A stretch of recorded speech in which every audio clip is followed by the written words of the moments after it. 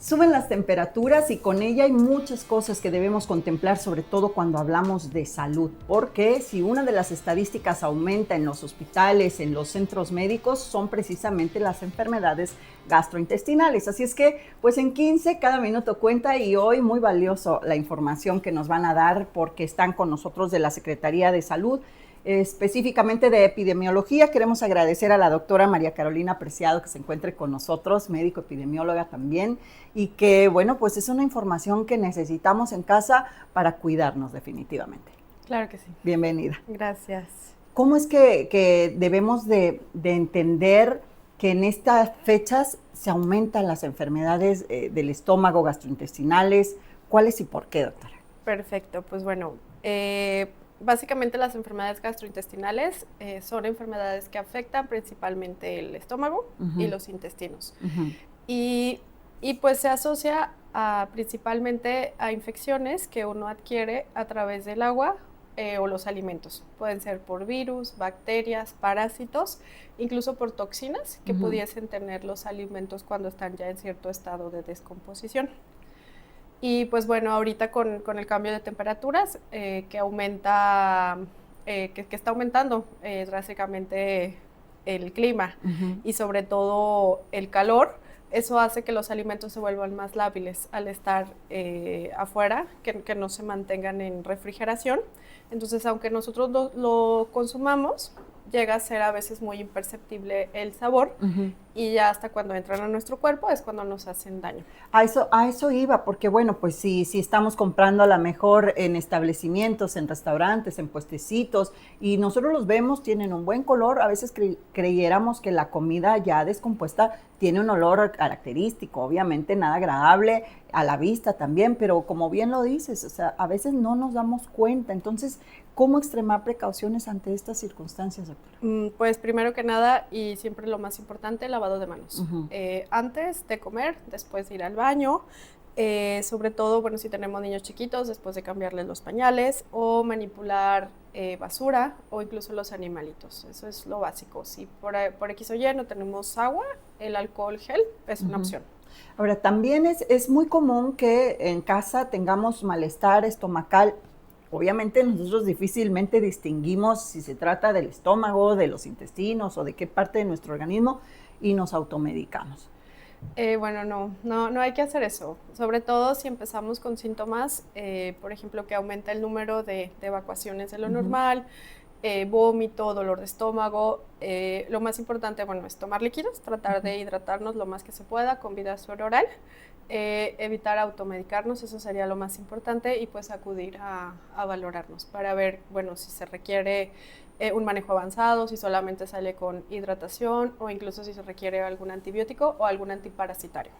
¿Cómo lo logran ustedes empezar con un diagnóstico? Porque pues es complejo todo lo que es el sistema gastro, el detectar de dónde viene el problema, porque sabemos que hay muchas enfermedades asociadas al estómago y repercuten en el estómago. ¿Cómo hacer ese diagnóstico? Pues primero que nada, pues es el antecedente de haber consumido algún tipo de alimento. A veces, muy frecuentemente puede ser en algún establecimiento o también en algún puesto ambulante. Eso pues, o sea, son las preguntas base claro, de una consulta. Y bueno, los síntomas que tiene, si tiene fiebre, si hace de la popó con sangre, si tiene un dolor de estómago que es muy intenso o que el vómito sea muy persistente o incluso que ya muestre signos de deshidratación, pues muy seguramente trae una infección de estas características. Y estamos a lo mejor acostumbrados a irlo manejando en casa y vamos viendo, ¿no? Cómo va evolucionando. Claro. Bueno, ya las mamás nos la hacemos de doctoras muchas veces y decimos, bueno, si esto es un día, está controlable, lo sigo teniendo ahí con tecitos, a veces con algo de dieta blanda, pero ¿cómo saber si no debemos esperar, doctora? Porque yo creo que eso es lo esencial en cada caso que se presenta, ¿no? Claro, lo más importante es que si en lugar de ir mejorando con la rehidratación o cambiando un poquito nuestra alimentación, no voy mejorando, eso sería uno. Si llevo más de 3 días con diarrea, sería otros datos de alarma como fiebre, que hagan de sangre de la popó. Eso es importante. Inmediatamente, pues sí, acudir al médico. También pues los extremos de la vida. Los niños, sobre todo aquellos menores de 5 años, son más lábiles a, a deshidratarse. Entonces ellos sí o sí tienen que acudir a un servicio de urgencias. ¿En cuánto tiempo se deshidrata un niño si estamos hablando de que tiene diarrea y si se deshidrata igual si tiene vómito, por ejemplo? La verdad es que depende mucho de la superficie corporal, del estado nutricio del menor. Entonces hay niños que con 2, 3 evacuaciones ya está deshidratado, hay niños que con 10, o sea, depende mucho, muchos factores, por eso cualquier menor, o sea, no esperarse a que tenga una evolución tórpida, sino sí acudir pues ante los síntomas. ¿Cuáles son los casos, o sea, los casos más recurrentes que tienen ustedes de enfermedades gastrointestinales en esta temporada? Pues básicamente pues son infecciones ahorita por mal estado de los alimentos, porque la gente no se lava las manos, puede haber contaminación cruzada, a veces por ahí los manejadores de alimentos que tampoco no tienen las medidas adecuadas. En los niños generalmente son virales, en los adultos sí ya llegan a ser un poquito más bacterianos. Y si vemos a un niño que ya está en el cuadro de problema gastrointestinal, ya sea con diarrea o con vómito o simplemente con dolor, ¿cómo vemos a un niño deshidratado? ¿Cuáles son los signos que le tenemos que detectar cuando este niño ya se deshidrató?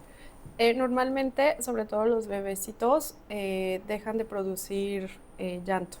La piel deja de tener esta forma que regularmente la tenemos y nos empieza a hacer como si la dobláramos, como si lo pudiéramos tocar y se queda así deforme.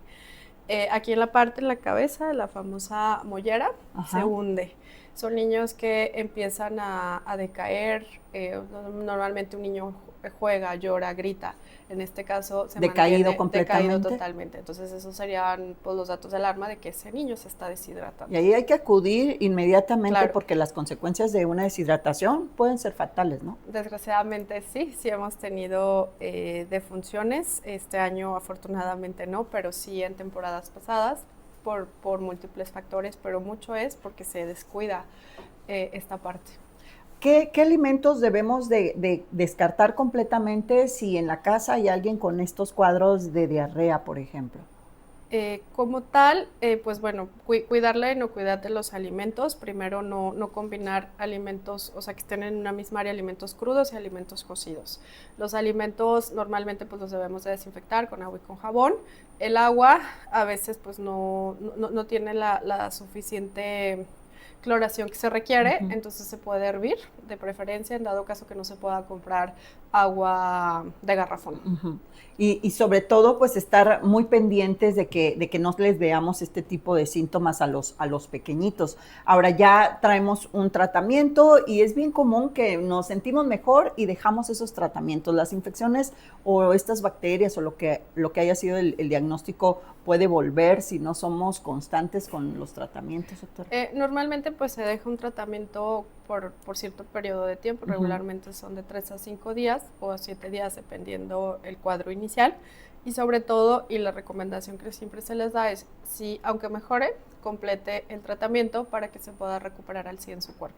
Ahora, no sé si nada más en mi caso, pero tenemos como una idea de que si no hay fiebre no es tan grave lo que podamos tener hablando del estómago. ¿Esto es correcto?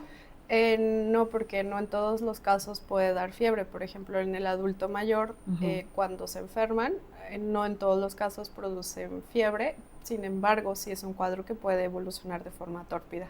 Fíjese que es importante que no basemos nosotros en casa este tipo de aspectos para decidir si voy o no voy a atención médica, porque luego podemos llegar bastante tarde. Claro. ¿Cuáles serían esos cuadros que llegan sin haber mostrado la mejor fiebre y que pudiera haber sido algún diagnóstico que requería atención más temprana? Pues sobre todo cuando la gente se automedica en extremos de la vida. Entonces ahí se enmascaran cuadros, aparentemente están bien, mejoran, pero después otra vez decaen cuando no se da un manejo adecuado. O sea, ¿se puede eliminar la diarrea con un medicamento de estos de compra libre? Claro. y seguir el problema? Sí, claro. De hecho, hay medicamentos que como tal detienen la diarrea, pero no quiere decir que por detener la diarrea se resuelve el cuadro infeccioso. Que lo mismo pasa en caso del vómito, ¿no? Claro. Detenemos el vómito y nosotros creemos que ya el niño está mejorando, no lo atendemos y llegan con cuadros realmente complicados a su consulta. Entonces, ¿cuáles serían las principales recomendaciones en esta temporada? Claro, primero pues hidratarse, siempre protegerse del sol, o sea, si vamos a andar en exteriores, cargar siempre nuestra botellita con agua, hervirla, si no se puede comprar agua de garrafón, evitar sobre todo tomar pues de lugares donde no sepamos la inocuidad de los alimentos, sobre todo, a medida de lo posible, pues tratar de evitar alimentos crudos, principalmente mariscos son los que generan estos cuadros, marisco crudo. O sea, es que tenemos la idea que el limón lo cose. No, claro definitivamente, que no. Pues le da un mejor sabor, ¿verdad? Sí, claro, pero no le quita todo lo que pudiera hacernos daño. Sí, claro, entonces de preferencia sería como que cuidar esta parte, el lavado de manos frecuente. Y pues a cualquier síntoma, la verdad es que sí, sería prudente no automedicarse y acudir a valoración médica. ¿Qué tanto afectarán ahora? Yo no sé si ha aumentado, si ustedes lo han notado, porque ahora el envío de comida, pues es como lo de hoy, ¿no? Y ya no salgo mucho porque están altas las temperaturas, lo pido por traslado, no sé cuánto dure en el traslado ese alimento, vienen cerrados, pero les va dando el calor definitivamente. ¿Esto ha aumentado? ¿Ustedes han notado que este tipo de situaciones aumente los problemas gastrointestinales? La verdad es que no, más bien tiene que ver, la preparación del alimento y en sí el alimento. Entonces, no el traslado en sí puede afectarles tanto. No tanto, porque cuando es un alimento que está cocinado, pues difícilmente podría ser que llegue a esto, pero un alimento que, por ejemplo, no sé, unos mariscos crudos que los traigan a altas temperaturas, sí pudiera ser el caso, ¿no? Y más en nuestra ciudad, en la que obviamente estos mariscos vienen desde muy lejos y llevan procesos de traslados que son delicados y en todos lados se manejan correctamente. Entonces sí es muy importante cuidar pues de dónde estamos comiendo, o sea, los manejadores de alimentos, en este caso las personas que son las que los preparan, deben de seguir ciertos protocolos que le marca la COESPRIS. Uno es siempre traer las manos muy limpias, las uñas cortadas al ras. Algunos en su mayoría utilizan cierto tipo de guantes, cubrebocas, para cuidar esta parte de los alimentos. Yo creo que a simple vista se nota, ¿no? Cuando hay en un establecimiento el rigor que se requiere, la atención de alimentos, a cuando no los hay. Entonces, ser un poquito más cuidadosos. En algunos otros tenemos que ver que tengan hasta las etiquetas, ¿no? De los permisos, los registros en estos establecimientos, y no somos muy dados a tener esa cultura, doctora. Claro. La verdad es que la regulación nos ayuda en esta parte porque en este proceso pues nos da por entendido que esta persona ya tomó ciertas capacitaciones o cursos que le ayudan a que estos procesos pues sean lo más seguro posible para el consumidor. ¿Se siguen dando estos sobrecitos de suero en los hospitales, en las unidades médicas? Yo recuerdo que de niña nos los daban en las escuelas incluso. Hoy no los veo tan comunes, pero me imagino que siguen siendo parte de la forma de prevención. Claro, sí, siempre se otorgan, son gratuitos en las clínicas, sobre todo de primer nivel, o cuando algún niño que acude por estos síntomas también se les da como parte del tratamiento. Y si no, pues los sueritos comerciales. Sí funcionan igual que uno de paquetito. Ajá, pero aquí nada más es cuidar que no tengan azúcares añadidos, porque es un lugar de hidratarnos, nos puede deshidratar. Fíjese que es bien cierto, muchas de estas bebidas que se manejan como hidratantes traen elevados índices de azúcares y puede ser contraproducente. Claro, y si no, también hay recetas caseras de suerito que podemos hacer. Y también en casa lo podemos preparar. ¿Cuál sería esta receta? ¿Ya le cambié de giro? No se preocupe, o sea, es en 1 litro de agua, se le pone azúcar, sal, limón y poquito bicarbonato, y con eso se genera un suero de vida oral casero. Bueno, pues ahí lo tienen. Yo creo que tiene que estar o en el botiquín o tener bicarbonato y lo necesario para preparar el suerito en casa, y que pues podamos estar prevenidos ante estas bajas temperaturas. Doctora, le agradecemos mucho, la doctora María Carolina Preciado, epidemióloga, que siempre estén con nosotros cuando cambia el clima, cuando hay necesidad de dar información aquí en 15. Claro que sí, muchas gracias. Al contrario, nos vemos en la próxima. Esto fue en 15 con Araceli Guzmán.